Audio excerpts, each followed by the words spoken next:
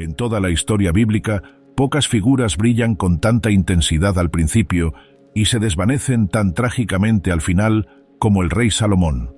Su nombre significa paz, y su reinado trajo prosperidad, sabiduría y gloria sin precedentes a Israel. Fue el hombre más sabio que jamás haya vivido. Construyó el magnífico templo de Dios en Jerusalén. Escribió miles de proverbios y canciones.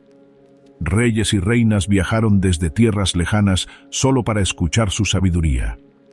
Pero esta no es solo una historia de éxito, es una advertencia. Es el relato de cómo el rey más bendecido de la historia de Israel, el hombre que lo tenía todo, terminó su vida en la ruina espiritual. Salomón comenzó con un corazón humilde buscando la sabiduría de Dios. Acabó adorando a dioses falsos en los lugares altos alrededor de Jerusalén. La Biblia no oculta los fracasos de Salomón. Las Escrituras registran tanto sus extraordinarias bendiciones como su devastadora caída. En Primera de Reyes y Segunda de Crónicas vemos el panorama completo. Un joven rey que amaba al Señor, un gobernante sabio que edificó la casa de Dios y un anciano que apartó su corazón del Dios que le había dado todo. Esta es la historia no contada, las partes que a menudo se pasan por alto en las lecciones de la escuela dominical. Este es el relato de cómo la sabiduría sin obediencia conduce a la destrucción, cómo la bendición sin fidelidad termina en juicio, cómo incluso los más dotados pueden caer si se someten al pecado. La historia de Salomón importa porque podría ser la de cualquiera de nosotros. Si el hombre más sabio de la historia pudo ser extraviado, ninguno de nosotros es inmune. Si el rey que construyó el templo de Dios pudo terminar adorando ídolos, entonces debemos proteger nuestros corazones con la máxima vigilancia.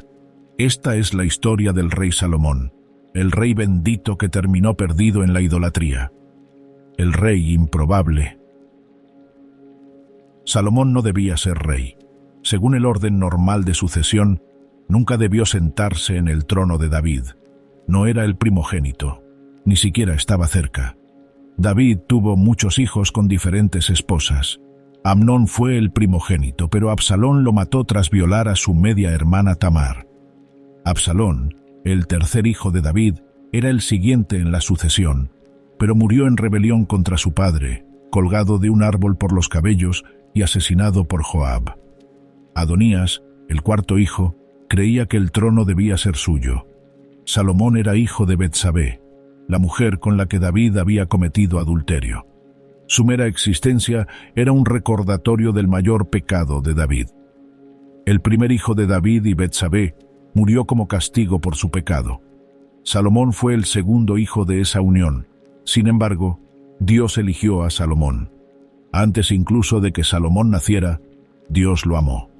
2 Samuel 12:24-25 registra: Entonces David consoló a su esposa Betsabé, y se llegó a ella y se acostó con ella, y ella dio a luz un hijo, y lo llamó Salomón.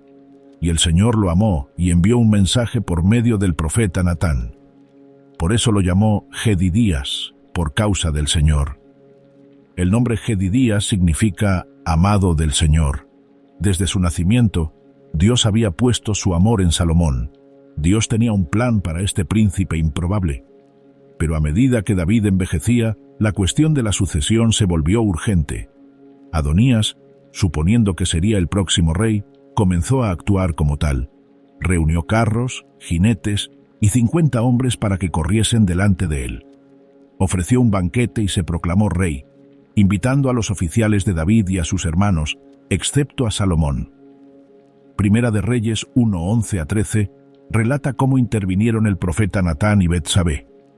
Entonces Natán dijo a Betsabé, madre de Salomón: ¿No has oído que Adonías, hijo de Agit, se ha convertido en rey sin que David nuestro señor lo sepa?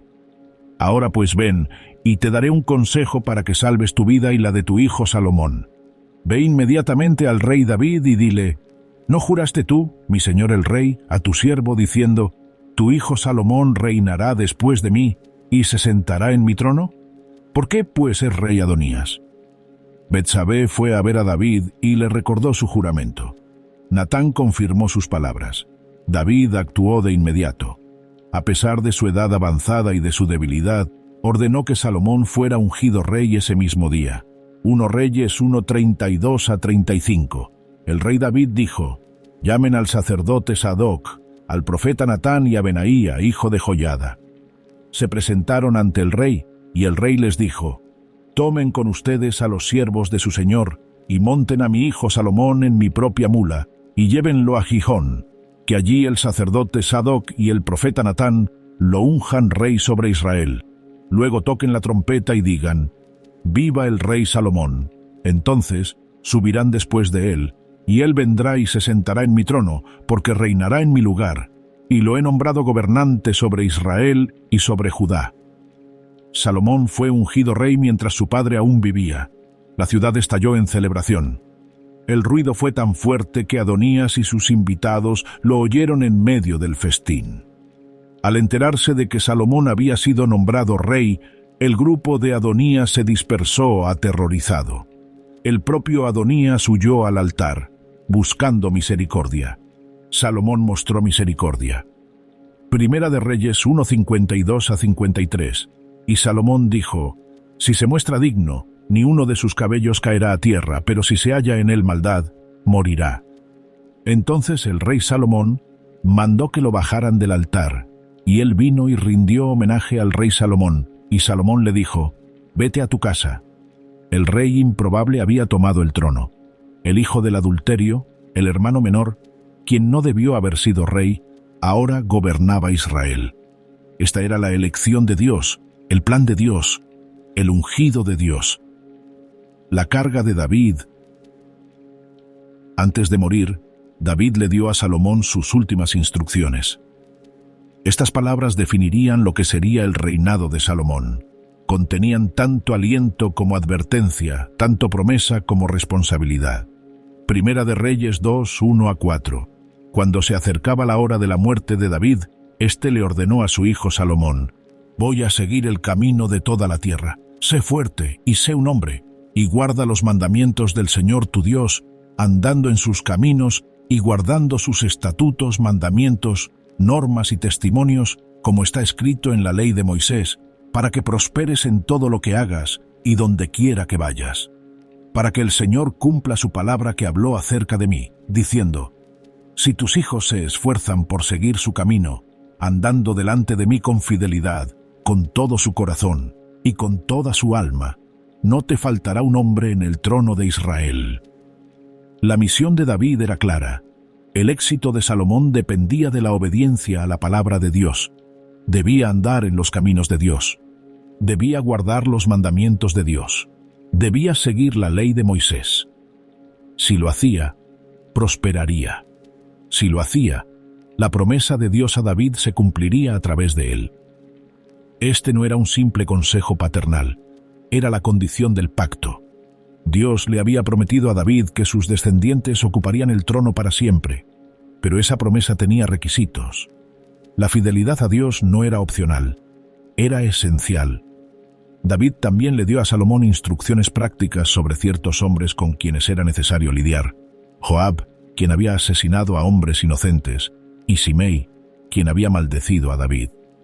Salomón se ocupó de estos asuntos después de la muerte de David, consolidando su reino. Primera de Reyes 2:12. Y se sentó Salomón en el trono de David su padre, y su reino quedó firmemente establecido. El joven rey había recibido su encargo, había recibido instrucciones claras, sabía lo que Dios requería. La pregunta era si cumpliría. ¿Sería fiel a la palabra de Dios? ¿Cumpliría el pacto? ¿Caminaría en obediencia? El comienzo fue prometedor. La oración por la sabiduría. Al principio de su reinado, Salomón hizo algo que reveló la condición de su corazón. Dios se le apareció en sueños en Gabaón y le hizo una oferta extraordinaria. Primera de Reyes 3:5. En Gabaón, el Señor se apareció a Salomón en un sueño de noche, y le dijo Dios: «Pide lo que quieras que yo te dé». Este era un cheque en blanco de Dios. Salomón podía pedir cualquier cosa: riqueza, larga vida, victoria sobre sus enemigos, poder, fama, cualquier cosa. ¿Qué pediría un joven rey? La respuesta de Salomón fue notable. Primera de Reyes 3:6-9. Y Salomón dijo: Has mostrado gran amor y fidelidad a tu siervo David, mi padre, porque anduvo delante de ti con fidelidad, justicia y rectitud de corazón para contigo. Y le has guardado este gran amor, y le has dado un hijo, para que se siente hoy en su trono. Y ahora, oh Señor Dios mío, has puesto a tu siervo por rey en lugar de David, mi padre, aunque soy un niño pequeño, no sé cómo entrar ni salir. Y tu siervo está en medio de tu pueblo, al cual has escogido, un pueblo grande, incontable por su multitud. Da, pues, a tu siervo entendimiento para gobernar a tu pueblo, para que pueda discernir entre el bien y el mal, porque ¿quién podrá gobernar a este tu gran pueblo? Salomón no pidió riquezas, no pidió una larga vida, no pidió la victoria sobre sus enemigos, pidió sabiduría, pidió un corazón comprensivo para juzgar al pueblo de Dios. Reconoció su incompetencia, reconoció la grandeza de su responsabilidad. Quería liderar con éxito. Dios se agradó. Primera de Reyes 3:10-14. Agradó al Señor que Salomón pidiera esto, y Dios le dijo: ¿Por qué has pedido esto?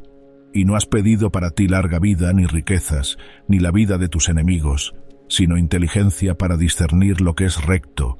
He aquí, yo hago conforme a tu palabra. Te doy una mente sabia y perspicaz, como nadie como tú ha existido antes de ti, ni nadie como tú surgirá después de ti. También te doy lo que no has pedido, riquezas y gloria, como ningún otro rey se te comparará en todos tus días. Y si andas en mis caminos, guardando mis estatutos y mis mandamientos, como anduvo tu padre David, yo prolongaré tus días. Dios le dio a Salomón una sabiduría superior a la de cualquier ser humano que hubiera vivido o pudiera vivir. Nadie antes de él había sido más sabio. Nadie después de él lo sería. Salomón se convirtió en el hombre más sabio de la historia. Pero Dios también le dio lo que no pidió: riquezas y honor. Ningún rey se compararía con Salomón en riquezas y fama. Sin embargo, había una condición: si andas en mis caminos guardando mis estatutos y mis mandamientos, como anduvo tu padre David, yo prolongaré tus días. La bendición venía con un requisito. La obediencia seguía siendo esencial. Se daba sabiduría, pero se exigía fidelidad. La sabiduría de Salomón quedó demostrada de inmediato. 2 mujeres acudieron a él, afirmando ser la madre del mismo bebé. Una de ellas había muerto, y ambas afirmaban que el niño vivo era suyo. Salomón ordenó que el niño vivo fuera cortado por la mitad, y que cada mujer recibiera la mitad. La verdadera madre clamó de inmediato que se lo entregaran a la otra mujer en lugar de matarlo. Salomón supo que ella era la verdadera madre y le entregó el niño. Primera de Reyes 3:28. Y todo Israel oyó el juicio que el rey había dado, y temieron al rey, porque comprendieron que había en él sabiduría de Dios para hacer justicia. Salomón tenía sabiduría, Salomón tenía bendición, Salomón tenía todo lo necesario para ser el rey más grande que Israel conocería, y por un tiempo lo fue. La gloria del reinado de Salomón. Los primeros años del reinado de Salomón se caracterizaron por una paz, prosperidad y gloria sin precedentes. Todo lo que David había soñado para Israel se hizo realidad bajo el reinado de Salomón. 1 Reyes 4:20-21.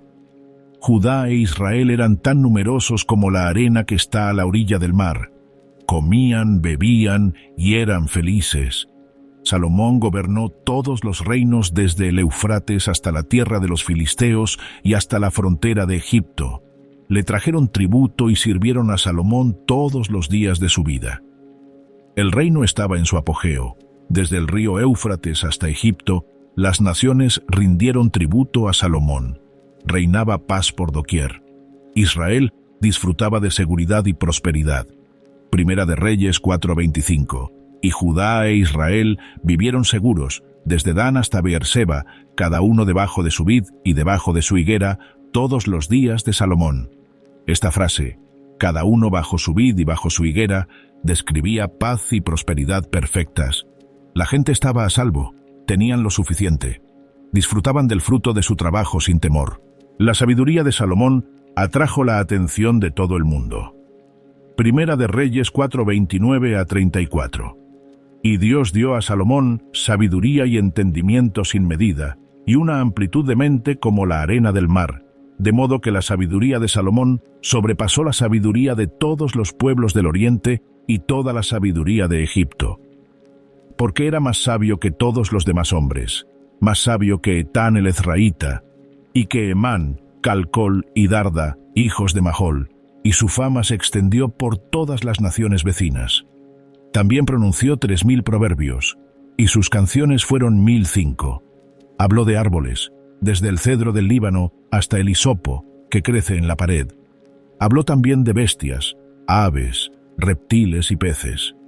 Y gente de todas las naciones acudió a escuchar la sabiduría de Salomón, y de todos los reyes de la tierra que habían oído hablar de su sabiduría. Salomón pronunció 3000 proverbios, escribió 1005 cánticos, dominaba la botánica, la zoología y todas las ramas del saber. Los reyes enviaron representantes para aprender de él. Su fama se extendió a todas las naciones. El libro de Proverbios contiene muchos de los sabios dichos de Salomón. El Cantar de los Cantares recoge su poesía.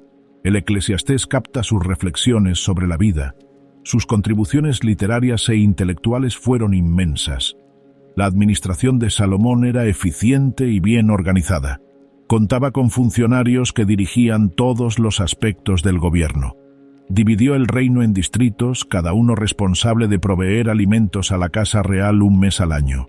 Sus provisiones diarias eran abundantes, lo que reflejaba el tamaño de su corte y la hospitalidad que ofrecía a los visitantes.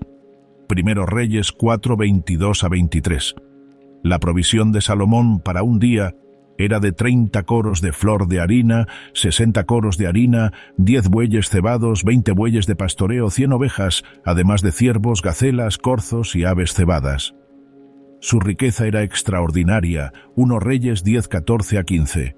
El peso del oro que recibía Salomón en un año era de 666 talentos de oro, además de lo que provenía de los exploradores y de los negocios de los mercaderes, y de todos los reyes del occidente y de los gobernadores del país. 666 talentos de oro al año, más ingresos por comercio y tributos. Era una riqueza inimaginable. Primera de Reyes 10:21. Todos los vasos del rey Salomón eran de oro, y todos los vasos de la casa del bosque del Líbano eran de oro puro. Ninguno era de plata. La plata no se consideraba nada en los días de Salomón. La plata era tan común que ni siquiera se valoraba. El oro era el estándar. El reino había alcanzado un nivel de prosperidad que Israel nunca antes había conocido y que jamás volvería a conocer. Esta fue la gloria del reinado de Salomón. Este fue el cumplimiento de las promesas de Dios. Esto fue lo que la obediencia y la sabiduría produjeron. Todo marchaba bien. Todo parecía perfecto. Pero la gloria puede ser peligrosa. El éxito puede llevar a concesiones. Y el mayor logro de Salomón aún estaba por llegar. Construyendo el templo. El logro más importante del reinado de Salomón fue la construcción del templo en Jerusalén. Esta era la casa de Dios, el lugar donde su presencia moraría entre su pueblo. Esto era lo que David había soñado, pero no se le permitió construir. Esta fue la tarea divinamente asignada a Salomón. En el 4º año de su reinado, Salomón comenzó la obra. 1 Reyes 6:1. En el año 480 después de que el pueblo de Israel salió de la tierra de Egipto, en el 4º año del reinado de Salomón sobre Israel, en el mes de Sif, que es el 2º mes, comenzó a edificar la casa del Señor. El momento fue significativo. 480 años después del Éxodo, el pueblo de Dios finalmente tuvo un templo permanente. El tabernáculo les había servido durante su peregrinación por el desierto y la conquista de Canaán. Pero ahora, en paz y prosperidad, construirían una casa para Dios. Salomón reclutó obreros de todo Israel.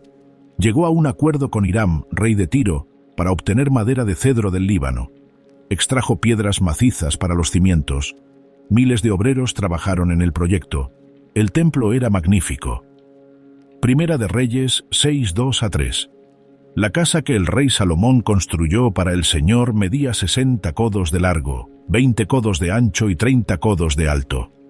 El vestíbulo frente a la nave de la casa medía 20 codos de largo, igual al ancho de la casa, y 10 codos de profundidad frente a la casa. El interior estaba revestido de oro puro. El lugar santísimo donde reposaría el arca del pacto estaba completamente cubierto de oro. Querubines de madera de olivo revestidos de oro se alzaban en el lugar santo. Las puertas estaban talladas con querubines, palmeras y flores, todo cubierto de oro. Primero Reyes 6:22. Y revistió de oro toda la casa, hasta que toda la casa quedó terminada. También revistió de oro todo el altar que pertenecía al santuario interior. La construcción duró 7 años. Cada detalle se basó en el modelo que Dios había dado. No se escatimó en gastos. Solo se usó lo mejor para la casa de Dios. Cuando el templo estuvo terminado, Salomón convocó a todo Israel para traer el arca del pacto. Ese fue el momento en que la presencia de Dios moraría en el templo. Primera de Reyes 8:10-11. Y cuando los sacerdotes salieron del santuario, la nube llenó la casa de Jehová.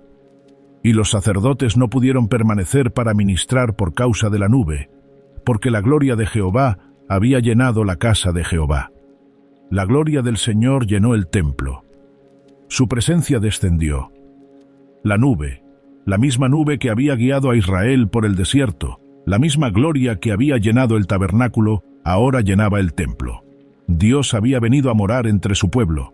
Salomón oró una de las oraciones más hermosas de toda la Escritura. Primera de Reyes 8:22-23.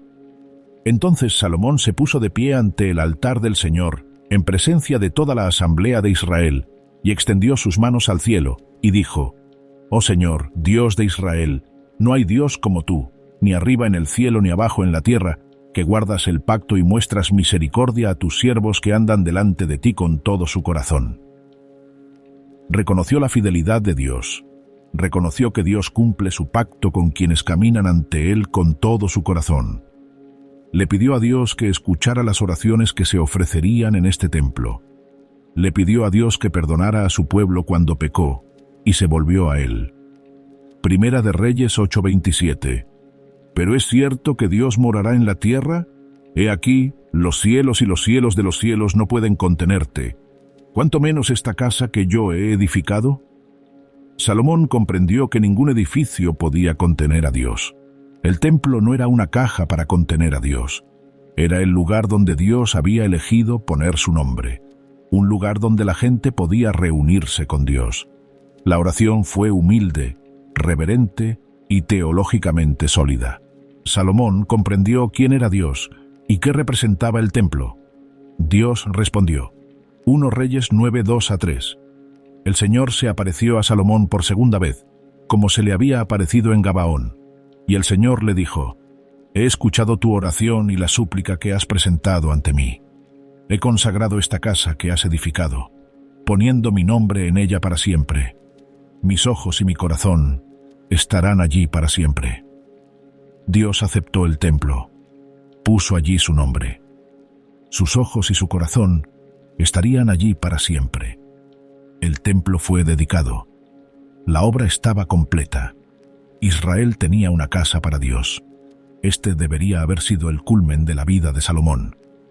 Había cumplido su propósito. Había construido lo que Dios lo había llamado a construir. Había honrado a Dios con lo mejor de todo. Pero el éxito puede ser peligroso, y las semillas de la caída de Salomón ya se estaban sembrando. Las señales de advertencia. Incluso mientras Salomón construía el templo y dirigía a Israel en la adoración, hubo señales de advertencia. La Biblia la registra cuidadosamente, mostrándonos que la caída posterior de Salomón no fue inesperada. Las concesiones comenzaron temprano. La primera advertencia aparece en Primera de Reyes 3:1-3. Salomón hizo una alianza matrimonial con Faraón, rey de Egipto. Tomó a la hija de Faraón y la llevó a la ciudad de David hasta que terminó de construir su propia casa, la casa del Señor, y la muralla alrededor de Jerusalén. Sin embargo, el pueblo sacrificaba en los lugares altos, porque aún no se había construido una casa para el nombre del Señor. Salomón amaba al Señor y andaba en los estatutos de David, su padre, solo que sacrificaba y ofrecía en los lugares altos. Aquí aparecen tres elementos preocupantes. Primero, Salomón hizo una alianza matrimonial política con Egipto, la nación que había esclavizado a Israel. Segundo, el pueblo adoraba en lugares altos en lugar del lugar apropiado que Dios había designado. Tercero, el propio Salomón sacrificaba en los lugares altos. La frase «Salomón amaba al Señor» va seguida inmediatamente de «solo él sacrificaba y ofrecía en los lugares altos». Esta palabra, «ajwa», es significativa. El amor de Salomón por Dios era real, pero no una obediencia completa. Él transigió, adoró donde le convenía, en lugar de donde Dios le mandaba. Los lugares altos eran plataformas elevadas donde se ofrecían sacrificios. A menudo se asociaban con el culto cananeo. Dios había ordenado a Israel destruir los lugares altos y adorar solo en el lugar que él escogiera. Salomón lo sabía, pero aún así continuó con esta práctica. El matrimonio con la hija del faraón fue otro compromiso.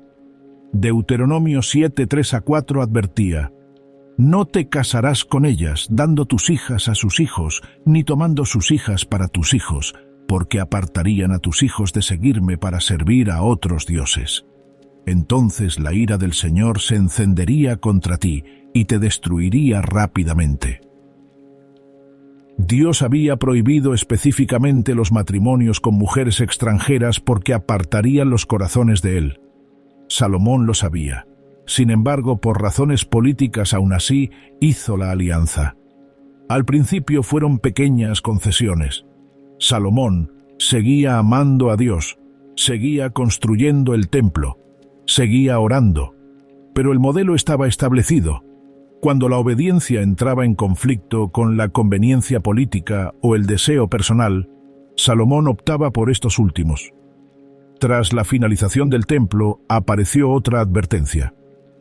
1 Reyes 9:10-14 registra que Salomón entregó 20 ciudades de Galilea a Hiram, rey de Tiro, a cambio del oro y los materiales que éste le había proporcionado. Esta era parte de la tierra que Dios había dado a Israel. Salomón estaba cediendo la herencia del pueblo de Dios para pagar sus deudas. Luego vinieron los trabajos forzados. 1 Reyes 9:15.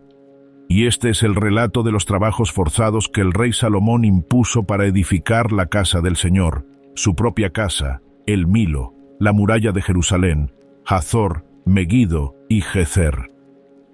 Salomón reclutó gente para proyectos de construcción masivos. Si bien Primera de Reyes 9:22 dice que no esclavizó a los israelitas, sí los sometió a trabajos forzados. El pueblo comenzó a sentir el peso de las ambiciones de Salomón. Salomón también tardó 13 años en construir su propio palacio, casi el doble de lo que tardó en construir el templo de Dios.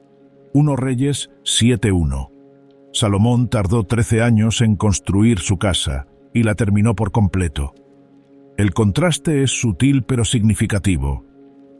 El templo tardó 7 años, su propio palacio tardó 13. La casa de Dios se construyó con urgencia. Su propia casa recibió aún más atención y tiempo. Sus proyectos de construcción fueron extensos. Construyó la casa del bosque del Líbano, el salón de las columnas, el salón del trono y un palacio para la hija del faraón. Los costos fueron enormes, el trabajo agotador. El pueblo comenzó a gemir bajo el peso. Primera de Reyes 10:26-29 describe la acumulación de caballos y carros de Salomón. Y Salomón reunió carros y jinetes. Tenía 1.400 carros y 12.000 jinetes, que colocó en las ciudades de los carros y con el rey en Jerusalén. Y el rey hizo que la plata fuera tan común en Jerusalén como la piedra, e hizo que el cedro fuera tan abundante como el sicómoro de la Sefelá. Salomón importaba caballos de Egipto y de Cue, y los comerciantes del rey los recibían de Cue a un precio. Un carro se podía importar de Egipto por 600 siclos de plata, y un caballo por 150. Y así, a través de los comerciantes del rey, se exportaban a todos los reyes de los hititas y a los reyes de Siria.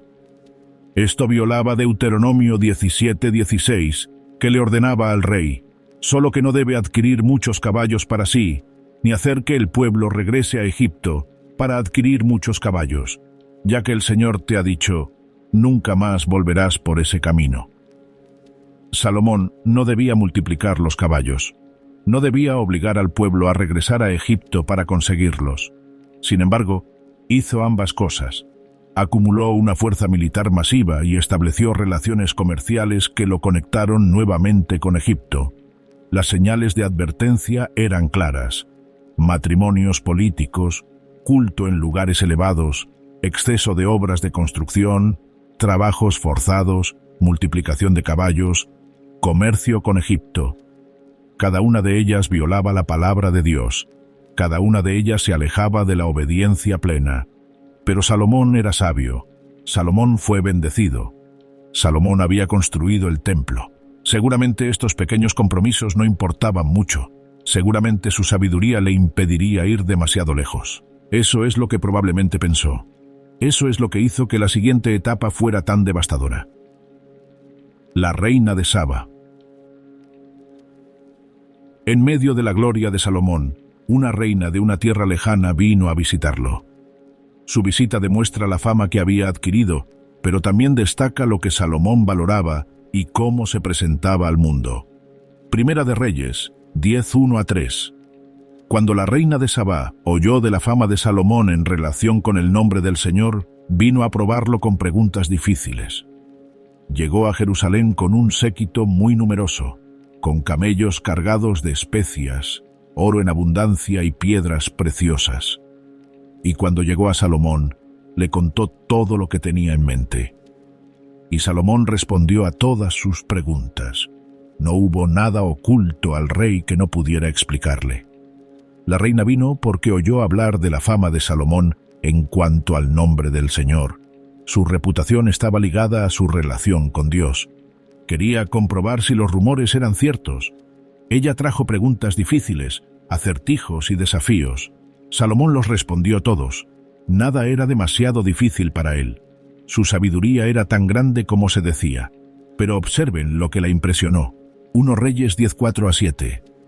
Y cuando la reina de Sabá vio toda la sabiduría de Salomón, la casa que había edificado, la comida de su mesa, las habitaciones de sus oficiales, la asistencia de sus siervos, sus vestidos, sus coperos y los holocaustos que ofrecía en la casa del Señor, se quedó sin aliento, y dijo al rey: «Era cierto lo que oí en mi tierra acerca de tus palabras y de tu sabiduría, pero no lo creí hasta que vine y lo vi con mis propios ojos, y he aquí, ni siquiera me habían dicho la mitad.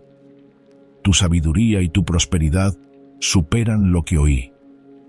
Quedó impresionada por su sabiduría, sí, pero también por su casa, su comida, sus funcionarios, sus sirvientes, su ropa, sus coperos. Quedó abrumada por el despliegue de riqueza y gloria. El reino de Salomón fue un espectáculo de logros humanos. La reina le dio a Salomón oro, especias y piedras preciosas. Salomón le dio todo lo que ella deseaba, todo lo que pedía. 1 Reyes 10:13.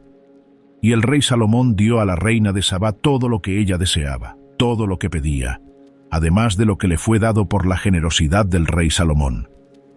Así que ella se dio la vuelta y regresó a su tierra con sus siervos. La visita de la reina de Sabá se presenta a menudo como un momento culminante del reinado de Salomón. Y, en muchos sentidos, lo fue. Demostró la gran difusión de la fama de Salomón. Demostró que incluso los gobernantes paganos reconocían la bendición de Dios sobre Israel. Pero algo falta. La reina elogió la sabiduría de Salomón. Bendijo al Señor, Dios de Israel, por amar a su pueblo y poner a Salomón como rey para que practicara la justicia y la rectitud. Pero no hay constancia de que se convirtiera para adorar al Dios verdadero. No hay indicios de que Salomón la guiara principalmente hacia Dios y no hacia sus propios logros. Más tarde, Jesús se refirió a la reina de Sabá como la reina del sur y dijo que se levantaría para juzgar a esa generación porque había venido de lejos para escuchar la sabiduría de Salomón. Pero algo mayor que Salomón está aquí. Mateo 12:42. Ella vino para ver la gloria de Salomón. En tiempos de Jesús, la gente tenía a Dios mismo entre ellos, pero lo rechazaron. La visita de la reina de Saba revela dónde empezaba a centrarse el corazón de Salomón. Sí, habló con sabiduría. Sí, ofreció sacrificios, pero el énfasis se centraba cada vez más en la ostentación, en la riqueza, en impresionar a otros con sus logros. La gloria se centraba cada vez más en Salomón y menos en Dios. La riqueza y las esposas. A medida que avanzaba el reinado de Salomón, dos cosas se multiplicaron desmesuradamente: su riqueza y sus esposas. Ambas estaban explícitamente prohibidas para los reyes de Israel, y ambas contribuirían a su caída. En cuanto a la riqueza, ya hemos visto que los ingresos anuales de Salomón eran de 666 talentos de oro, más los ingresos del comercio y los tributos. Pero la acumulación fue aún mayor. Primero, Reyes 10, 23 a 25. Así el rey Salomón sobrepasó a todos los reyes de la tierra en riquezas y sabiduría. Y toda la tierra procuraba la presencia de Salomón para oír la sabiduría que Dios había puesto en su mente. Cada uno traía su presente: objetos de plata y oro, vestidos, mirra, especias aromáticas, caballos y mulas, en gran cantidad cada año. Los reyes le traían regalos. Su riqueza se acumulaba año tras año. Su trono era de marfil y recubierto de oro. Tenía escudos de oro. Bebía en vasos de oro. Todo era de oro. 1 Reyes 10:27. Y el rey hizo que la plata fuese tan común en Jerusalén como la piedra, y el cedro tan abundante como el cabrahigo de la Cefelá. Esta riqueza no era intrínsecamente mala. Dios le había prometido riquezas a Salomón, pero Deuteronomio 17:17 advirtió al rey: no adquirirá muchas esposas, para que su corazón no se desvíe, ni acumulará para sí plata ni oro en exceso. El rey no debía acumular plata ni oro en exceso. La razón era espiritual. La riqueza puede alejar el corazón de Dios. Puede generar autosuficiencia. Puede reemplazar a Dios como fuente de seguridad y satisfacción. Pero la riqueza de Salomón era modesta comparada con su colección de esposas y concubinas. 1 Reyes 11:1 a 3. Ahora bien, el rey Salomón amó a muchas mujeres extranjeras, además de la hija del faraón: moabitas, amonitas, edomitas, sidonias e hititas, de las naciones acerca de las cuales el Señor había dicho al pueblo de Israel: no os casaréis con ellas, ni ellas con vosotros, porque ciertamente desviarán vuestro corazón tras sus dioses. Salomón se aferró a ellas con amor. Tuvo 700 esposas, que eran princesas, y 300 concubinas, y sus esposas desviaron su corazón. 700 esposas y 300 concubinas, 1000 mujeres. Esto no fue solo una violación del mandato de Dios, fue una violación extrema y excesiva. Dios había dicho específicamente que no se casaran con las naciones, porque ciertamente desviarán su corazón tras sus dioses. La razón era explícita, el peligro era evidente. Aún así, Salomón lo hizo. ¿Por qué se casó Salomón con tantas mujeres extranjeras? Algunos matrimonios fueron políticos, creando alianzas con naciones vecinas. Esta era una práctica habitual entre los antiguos reyes. Mediante el matrimonio aseguraban la paz, acuerdos comerciales y pactos de defensa mutua. Pero la conveniencia política no justifica la desobediencia. Dios había prohibido estos matrimonios precisamente porque desviarían el corazón del rey. Salomón prefirió la ventaja política a la fidelidad espiritual. El texto dice: Salomón se aferró a ellas con amor. No era solo un deber, las amaba. Estaba apegado a ellas. Su corazón estaba dividido entre 1000 mujeres. Imagina intentar mantener relaciones significativas con 1000 mujeres. Era imposible, pero ese era parte del problema. Salomón coleccionaba esposas como coleccionaba oro, caballos y carros. Eran símbolos de su poder, su prestigio, su éxito. Eran trofeos de sus conquistas y alianzas. Pero cada esposa trajo sus propios dioses. Cada mujer provenía de una nación que adoraba dioses falsos. Y Salomón, en su tolerancia y quizás en su deseo de mantener la paz en su numerosa familia, les permitió adorar a sus dioses en Israel. Primera de Reyes 11:3. y sus mujeres desviaron su corazón. Esta es una de las declaraciones más tristes de las Escrituras. El hombre más sabio que jamás haya vivido, el que construyó el templo de Dios, el que oró oraciones tan hermosas, perdió el corazón por culpa de sus esposas. No sucedió de la noche a la mañana, fue gradual. Primero les permitió adorar a sus dioses, luego les construyó lugares para adorar. Después, participó en su adoración. Paso a paso, concesiones tras concesiones, el corazón de Salomón se apartó del Dios que le había dado todo. La acumulación de riquezas y esposas no era señal de bendición, era señal de desobediencia. Salomón lo tenía todo, pero quería más, y al conseguir más, perdió lo que más le importaba. El giro hacia la idolatría. La culminación de las concesiones de Salomón llegó en su vejez. El rey que había construido el templo del Dios verdadero terminó su vida construyendo lugares altos para dioses falsos y adorándolos él mismo. 1 Reyes 11:4-8. Porque cuando Salomón envejeció, sus esposas desviaron su corazón tras otros dioses, y su corazón no fue del todo fiel al Señor su Dios, como el corazón de David su padre. Salomón siguió a Astoret, diosa de los sidonios, y a Milcom, abominación de los amonitas. Así que Salomón hizo lo malo ante los ojos del Señor, y no siguió del todo al Señor, como lo había hecho su padre David. Entonces Salomón edificó un lugar alto a Quemos, abominación de Moab, y a Moloc, abominación de los amonitas, en el monte al este de Jerusalén. Y lo mismo hizo con todas sus esposas extranjeras, que ofrecían ofrendas y sacrificios a sus dioses. Este pasaje es devastador. Salomón, el constructor del templo de Dios, construyó lugares altos para dioses falsos.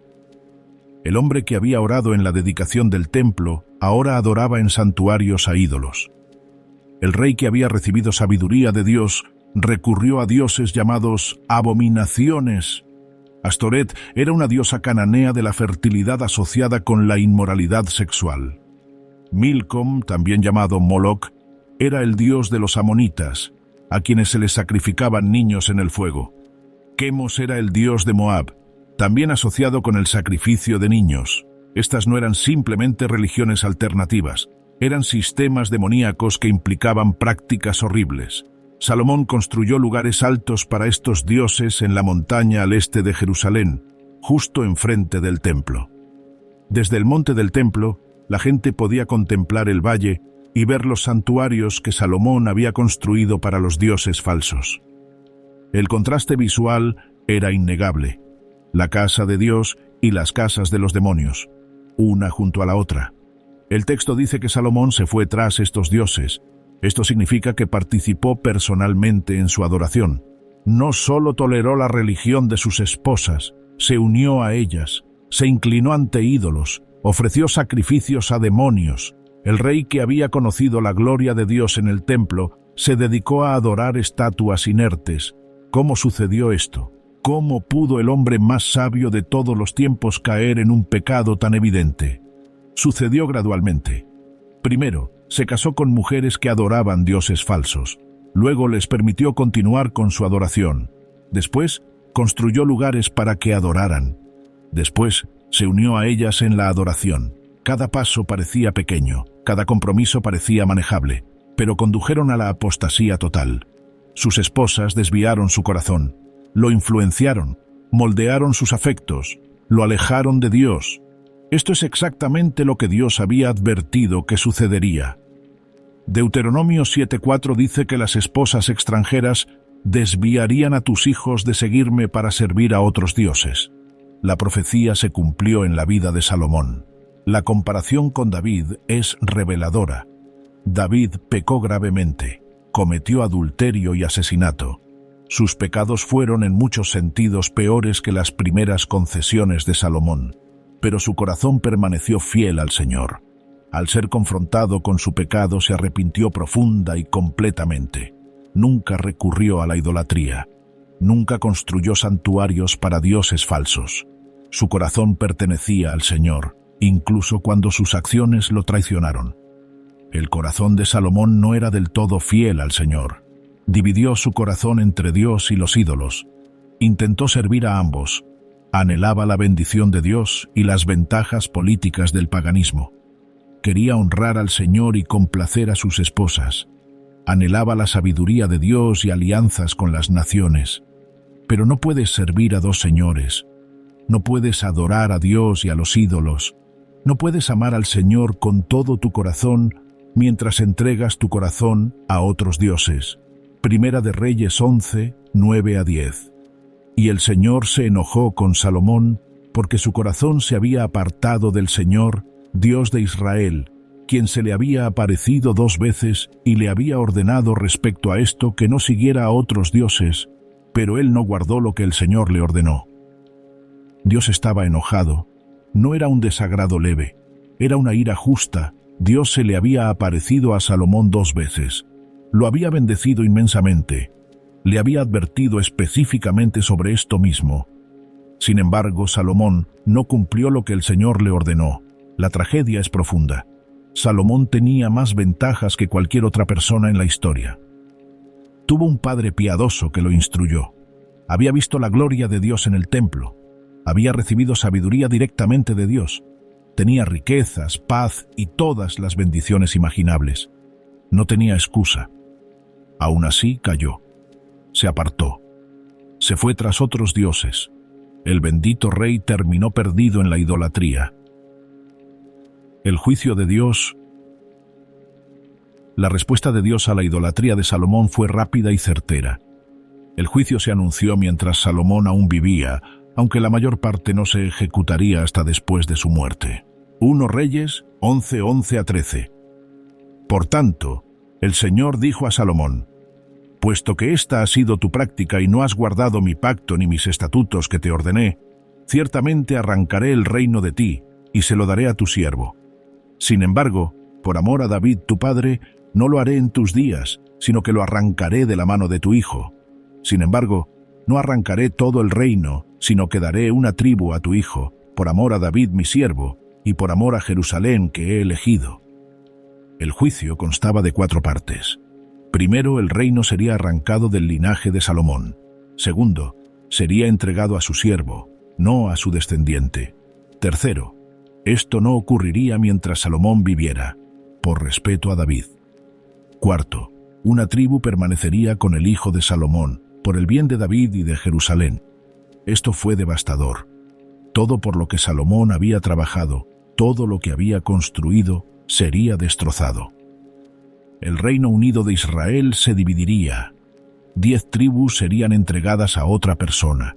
Solo Judá permanecería con los descendientes de Salomón.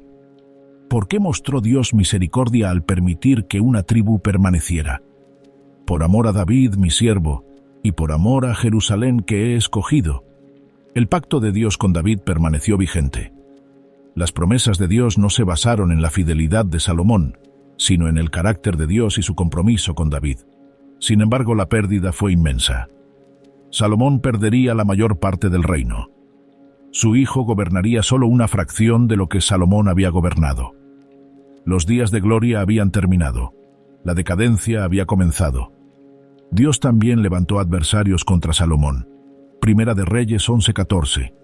Y el Señor levantó un adversario contra Salomón, Hadad el Edomita. Este era de la casa real de Edom.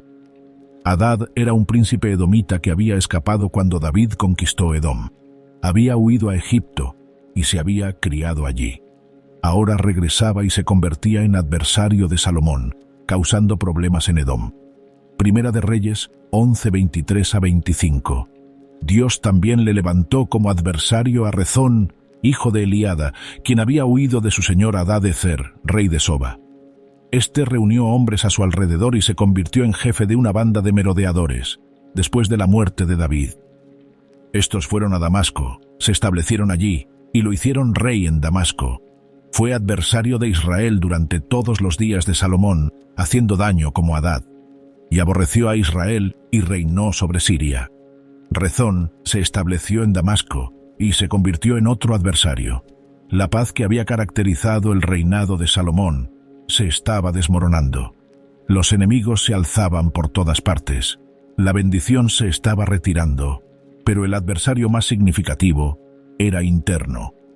Primero Reyes 11, 26 a 28. Jeroboam, hijo de Nabat, efrateo de Cereda, siervo de Salomón, cuya madre se llamaba Zerúa, viuda, también alzó su mano contra el rey. Y esta fue la razón por la que alzó su mano contra el rey. Salomón edificó Milo y cerró la brecha de la ciudad de David su padre. Jeroboam era un hombre muy hábil, y cuando Salomón vio que el joven era trabajador, lo encargó de todos los trabajos forzados de la casa de José. Jeroboam era uno de los funcionarios de Salomón, un administrador capaz a quien Salomón había ascendido. Pero Dios había elegido a Jeroboam para ser el instrumento de juicio contra la casa de Salomón. Primera de Reyes 11, 29 a 31. Y en aquel tiempo, cuando Jeroboam salía de Jerusalén, el profeta Ahías el silonita lo encontró en el camino. Ahías se había puesto una ropa nueva, y los dos estaban solos en el campo. Entonces Ahías agarró la ropa nueva que llevaba puesta, y la rompió en 12 pedazos. Y dijo a Jeroboam: «Toma para ti 10 pedazos, porque así dice el Señor, Dios de Israel: He aquí, voy a romper el reino de la mano de Salomón, y a ti te daré 10 tribus». A través del profeta Ahías, Dios anunció simbólicamente su juicio. El reino se rasgaría como un manto. 10 tribus irían a Jeroboam. Una tribu permanecería con el hijo de Salomón. Esto fue obra de Dios, no solo una convulsión política. Primera de Reyes 11:33. Porque me han abandonado y han adorado a Astoret, diosa de los sidonios, a Quemos, dios de Moab, y a Milcom, dios de los amonitas, y no han andado en mis caminos para hacer lo recto delante de mis ojos, ni han guardado mis estatutos y mis ordenanzas, como hizo David su padre. La razón era clara. Salomón había abandonado a Dios, había adorado a otros dioses, no había andado en los caminos de Dios, no había guardado sus estatutos, no había seguido el ejemplo de su padre David. Cuando Salomón oyó que Jeroboam había sido elegido para apoderarse de la mayor parte de su reino, intentó matarlo. Primera de Reyes 11:40. Salomón procuró matar a Jeroboam, pero Jeroboam se levantó y huyó a Egipto, a Sisac, rey de Egipto, y permaneció allí hasta la muerte de Salomón. Este era el mismo Salomón que había mostrado misericordia a su hermano Adonías al principio de su reinado. Ahora, en su declive espiritual, respondió al juicio de Dios con un intento de asesinato. Jeroboam huyó a Egipto y esperó allí hasta la muerte de Salomón. El juicio estaba fijado, las consecuencias estaban determinadas. Salomón se había apartado de Dios, y Dios estaba arrebatando el reino a sus descendientes. La muerte de Salomón. El final de la vida de Salomón se registra con absoluta sencillez. No hay escenas extensas de muerte, ni palabras finales de sabiduría, ni arrepentimiento en el lecho de muerte. 1 Reyes 11:41 a 43. Los demás hechos de Salomón, todo lo que hizo y su sabiduría, no están escritos en el libro de los hechos de Salomón. El tiempo que Salomón reinó en Jerusalén sobre todo Israel fue de 40 años. Salomón durmió con sus padres y fue sepultado en la ciudad de David, su padre, y su hijo Roboam reinó en su lugar, 40 años. Salomón reinó 40 años, la misma duración que su padre, David.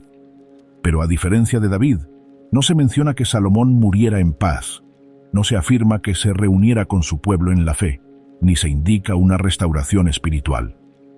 El libro de los Hechos de Salomón, mencionado aquí, ya no existe. Desconocemos su contenido, quizás recogía más de sus obras, sus proyectos de construcción, sus actos administrativos. Pero las Escrituras nos dan lo que necesitamos saber.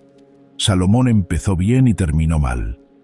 Su hijo Roboam lo sucedió, e inmediatamente se cumplió el juicio que Dios había pronunciado. 1 Reyes 12:1 a 5. Roboam fue a Siquem, pues todo Israel había acudido a Siquem para hacerlo rey. Y tan pronto como Jeroboam, hijo de Nabat, lo supo, pues aún estaba en Egipto, a donde había huido del rey Salomón, regresó de Egipto. Enviaron a llamarlo, y Jeroboam y toda la asamblea de Israel vinieron y le dijeron a Roboam: Tu padre nos hizo pesado el yugo. Ahora pues, aligera el duro servicio de tu padre y su pesado yugo sobre nosotros, y te serviremos. Él les dijo: váyanse por 3 días, luego regresen a mí. Y el pueblo se fue. El pueblo acudió a Roboam con una petición. Los proyectos de construcción de Salomón, su lujoso estilo de vida y su enorme corte habían exigido fuertes impuestos y trabajo forzado. El pueblo estaba agobiado. Querían alivio. Le pidieron a Roboam que les aliviara la carga. Roboam consultó a los ancianos que habían servido a su padre. Le aconsejaron que accediera a la petición del pueblo, que les sirviera y les hablara bien, y que serían sus siervos para siempre. Este fue un consejo sabio, pero Roboam también consultó a los jóvenes que se habían criado con él. Le aconsejaron que hiciera valer su autoridad, que demostrara que era aún más fuerte que su padre, que aumentara la carga en lugar de aligerarla. 1 Reyes 12:13-14. Y el rey respondió al pueblo con dureza, y dejando el consejo que le habían dado los ancianos, les habló conforme al consejo de los jóvenes, diciendo: mi padre agravó vuestro yugo, pero yo añadiré a vuestro yugo. Mi padre os castigó con látigos, pero yo os castigaré con escorpiones. El pueblo se rebeló. 10 tribus siguieron a Jeroboam y formaron el reino del norte de Israel. Solo Judá y Benjamín permanecieron con Roboam, formando así el reino del sur de Judá. Primera de Reyes 12:19-20. Así que Israel ha estado en rebelión contra la casa de David hasta hoy. Y cuando todo Israel oyó que Jeroboam había regresado, lo llamaron a la asamblea y lo hicieron rey sobre todo Israel. No hubo nadie que siguiera a la casa de David, excepto solo la tribu de Judá. El Reino Unido fue destrozado, tal como Dios lo había dicho. El glorioso reino de Salomón, que se extendía desde el Éufrates hasta Egipto, quedó reducido a un pequeño territorio alrededor de Jerusalén. Todo lo que Salomón había construido quedó dividido. La gloria desapareció. Este fue el legado de la idolatría de Salomón. No solo un juicio personal, sino una división nacional. No solo la pérdida de la bendición, sino décadas de conflicto entre el norte y el sur, entre Israel y Judá. Los 2 reinos jamás se reunirían, se enfrentarían, se debilitarían mutuamente y finalmente ambos serían conquistados y exiliados. Todo porque Salomón apartó su corazón de Dios. Los escritos de Salomón y su mensaje. A pesar de su trágico final, Salomón dejó tras de sí unas escrituras inspiradas. Se le atribuyen 3 libros de la Biblia: Proverbios, Eclesiastés y Cantar de los Cantares. Estos escritos nos permiten comprender la mente de Salomón en diferentes etapas de su vida. El libro de Proverbios representa la sabiduría de Salomón. Contiene instrucciones prácticas para vivir una vida piadosa. Gran parte de ellas probablemente provienen de principios de su reinado, cuando andaba fielmente con Dios. Proverbios 1:7. El temor del Señor es el principio del conocimiento. Los necios desprecian la sabiduría y la enseñanza. Este es el fundamento de la sabiduría, el temor del Señor. Todo verdadero conocimiento comienza con la reverencia a Dios. Esto es lo que Salomón sabía intelectualmente, aunque no lo puso en práctica con constancia. Proverbios 4:23. Sobre toda cosa guardada, guarda tu corazón, porque de él mana la vida. Qué trágico que Salomón escribiera esto, pero no protegiera su corazón. Sabía que el corazón debe protegerse, pero permitió que sus esposas lo apartaran de Dios. Proverbios 5:3-5. Porque los labios de la mujer extraña destilan miel, y sus palabras son más suaves que el aceite, pero al final es amarga como el ajenjo, aguda como una espada de 2 filos. Sus pies descienden a la muerte, sus pasos siguen el camino del Seol. Salomón advirtió contra la seducción de mujeres prohibidas. Conocía el peligro. Escribió sobre ello con gran perspicacia. Aún así, multiplicó esposas y concubinas de las mismas naciones que Dios había prohibido. Proverbios 6:27-28. ¿Puede un hombre llevar fuego sobre su pecho sin quemarse la ropa? ¿O puede uno caminar sobre brasas sin quemarse los pies? Salomón comprendió que jugar con el pecado conduce a la destrucción. No se puede aceptar lo que Dios prohíbe sin quemarse. Sin embargo, hizo precisamente eso, pensando que de alguna manera sería la excepción. El libro de Proverbios está lleno de sabiduría sobre el matrimonio, la sexualidad, la riqueza, el trabajo, la palabra y las relaciones. Es una escritura inspirada, útil para la enseñanza y la instrucción, pero también es un testimonio de la trágica brecha entre saber lo correcto y hacer lo correcto. Salomón sabía más, enseñó mejor a otros. Simplemente no lo vivió él mismo. El Cantar de los Cantares es un hermoso poema que celebra el amor romántico entre un hombre y una mujer. Representa el amor, el deseo y el matrimonio en términos positivos, como la buena creación de Dios. Muchos lo interpretan como una alegoría del amor de Dios por su pueblo o del amor de Cristo por la Iglesia. En cualquier caso, demuestra que Salomón comprendió la belleza del amor pactado. Pero Salomón corrompió este hermoso don, multiplicando esposas y dividiendo su corazón entre 1000 mujeres. Eclesiastés presenta un tono diferente.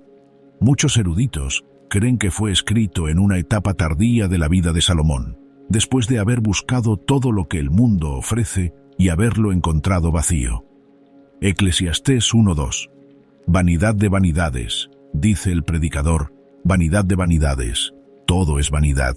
La palabra vanidad significa vapor, niebla, sin sentido, fugaz. Salomón concluyó que la vida bajo el sol, la vida vivida sin referencia a Dios, carece en última instancia de sentido. Había buscado la sabiduría, el placer, el trabajo, la riqueza y el éxito. Había construido grandes proyectos, poseído vastas posesiones, disfrutado de todos los lujos, y su conclusión fue que todo era vanidad, sin sentido sin Dios. Eclesiastés 2:4-11.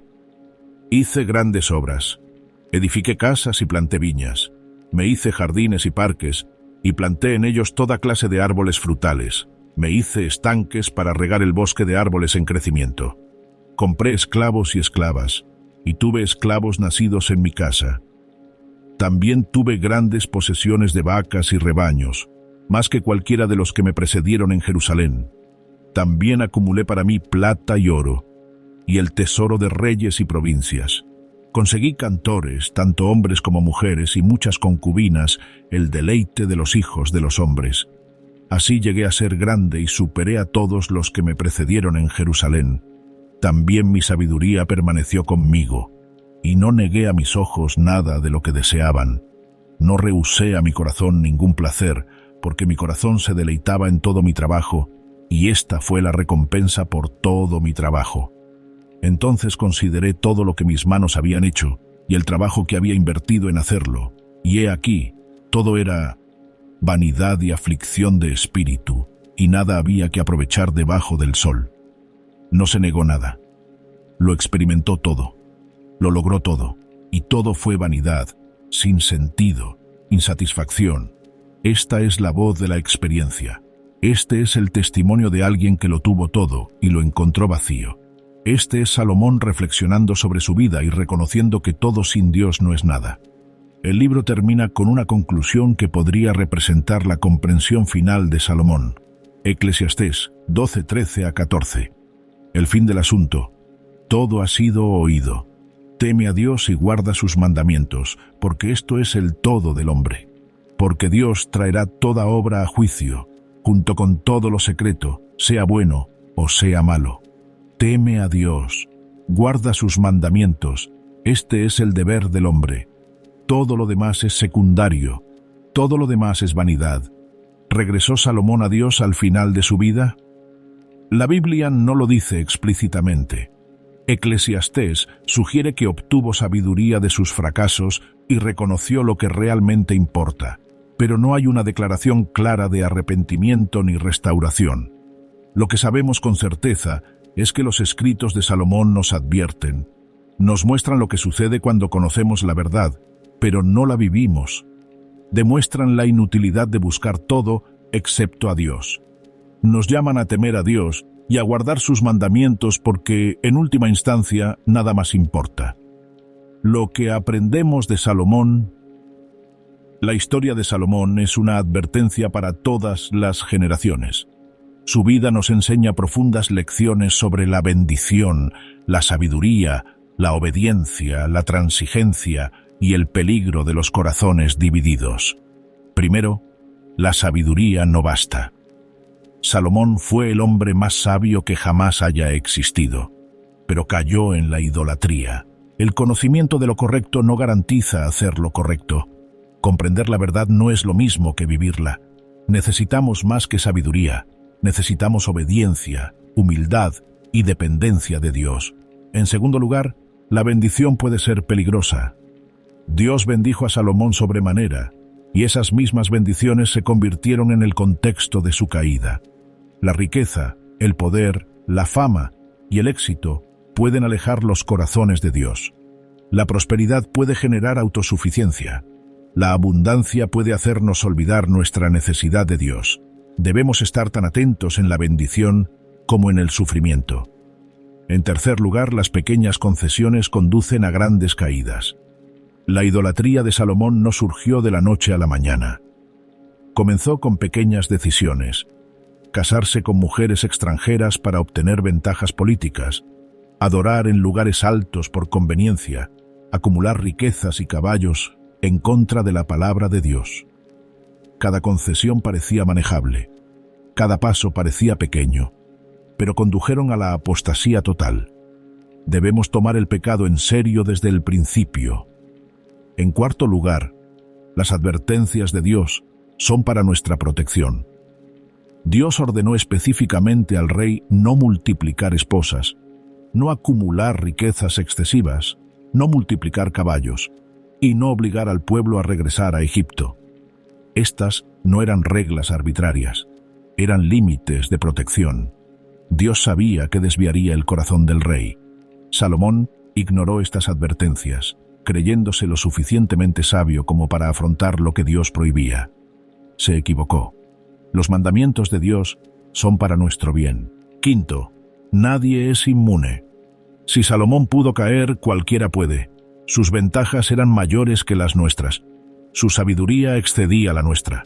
Su experiencia de la presencia de Dios sobrepasaba la nuestra. Aún así, cayó. Nunca debemos pensar que somos demasiado sabios, demasiado maduros, demasiado bendecidos o demasiado comprometidos como para caer en el pecado. El orgullo precede a la destrucción y la altivez a la caída. Sexto, la influencia importa. Las esposas de Salomón apartaron su corazón de Dios. Las personas que nos rodean nos moldean. Las voces que escuchamos nos influyen.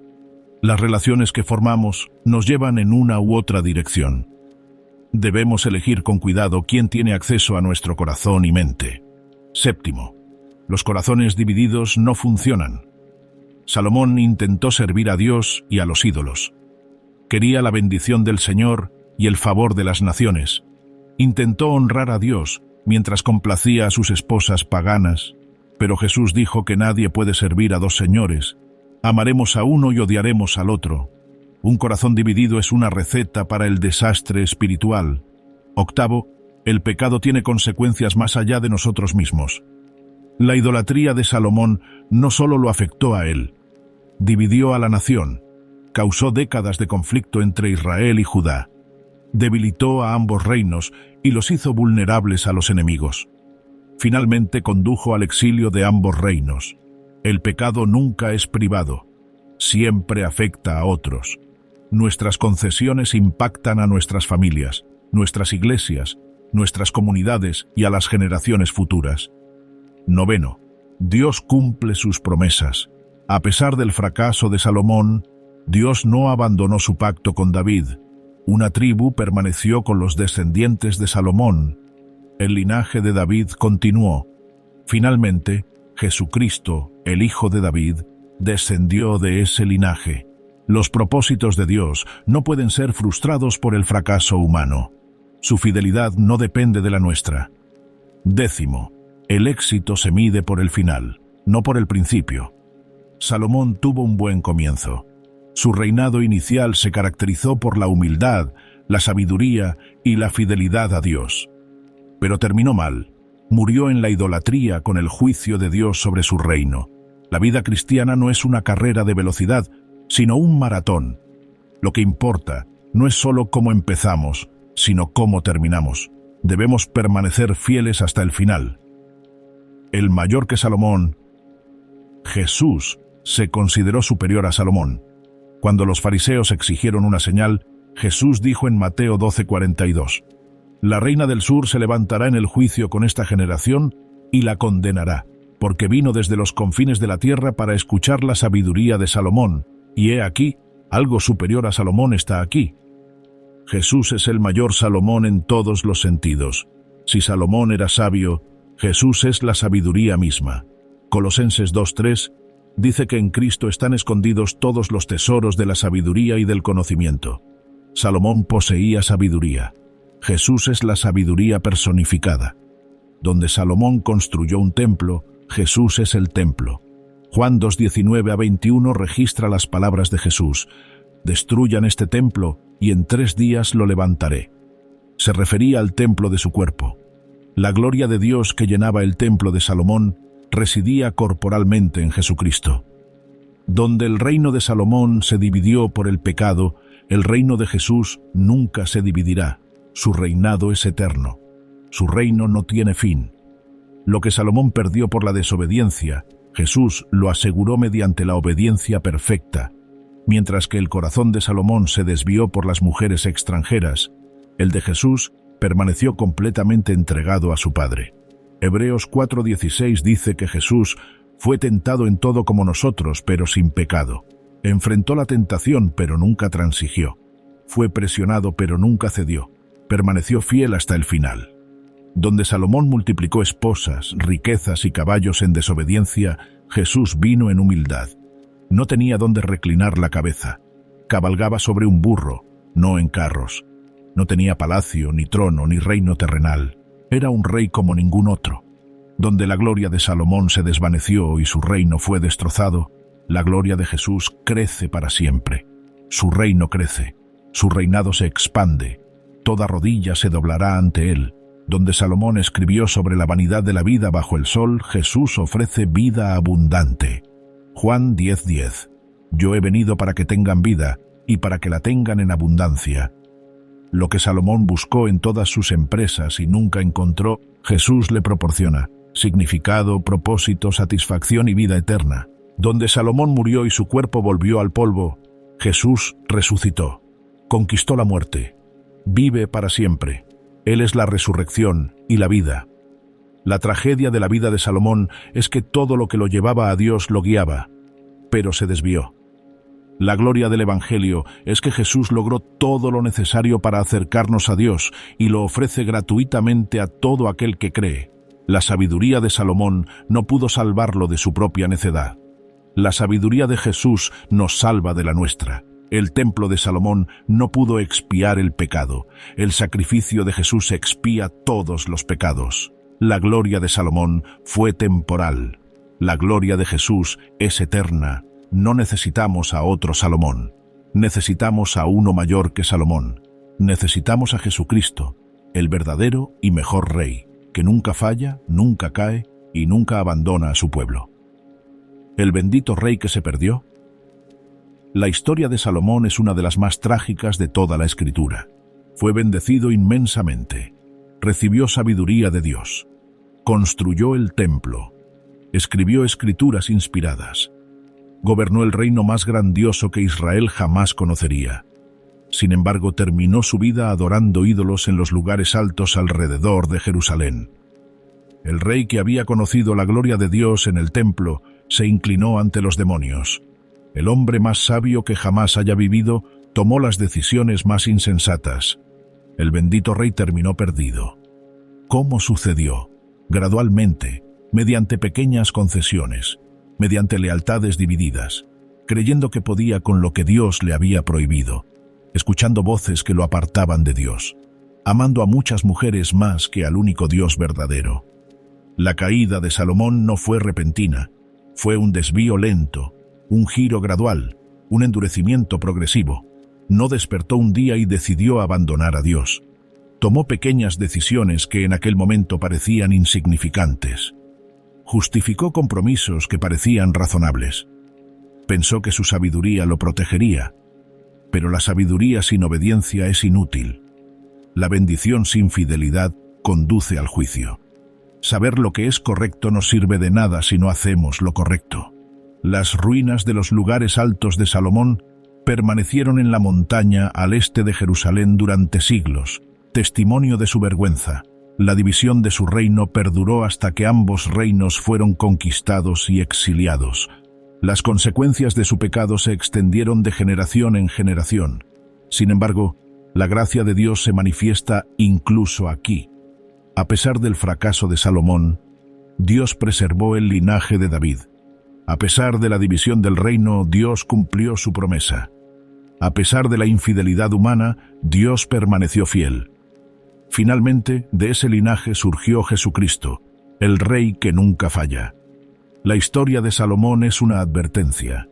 Nos muestra que nadie es inmune a las caídas. Nos enseña a cuidar nuestro corazón con vigilancia. Nos llama a tomar en serio los mandamientos de Dios desde el principio. Nos recuerda que la bendición es peligrosa sin fidelidad. Pero la historia de Salomón también nos señala nuestra necesidad de un rey mejor. Necesitamos a alguien que no defraude. Necesitamos a alguien cuyo corazón no se desvíe. Necesitamos a alguien que permanezca fiel para siempre. Ese rey es Jesucristo. Él es la sabiduría de Dios. Él es el templo de Dios. Él es la gloria de Dios. Él es el Rey que construye un reino eterno que nunca será dividido, nunca se desvanecerá, nunca caerá. No sigas el camino de Salomón. No creas que puedes con lo que Dios prohíbe. No te conformes con el pecado. No dividas tu corazón. No confíes en tu propia sabiduría. En cambio, sigue a Jesús. Confía en su sabiduría. Obedece su palabra. Entrégale todo tu corazón. Permanece fiel hasta el final. Salomón lo tenía todo y perdió lo más valioso. Jesús lo dejó todo para darnos lo que jamás podríamos ganar. El reino de Salomón fue destrozado. El reino de Jesús permanece para siempre. El rey bendito se perdió, pero el rey más grande ha llegado. Y en él podemos encontrarnos. Teme a Dios y guarda sus mandamientos. Este es el deber del hombre. Aprende del fracaso de Salomón. Confía en la fidelidad de Jesús. Y camina con Dios todos los días de tu vida, de principio a fin, con un corazón indiviso. Porque esta es la historia no contada del rey Salomón. No solo que fue bendecido, sino que se perdió. Y es la mayor advertencia que nos dan las Escrituras sobre el peligro de apartar nuestro corazón del Dios que nos lo da todo.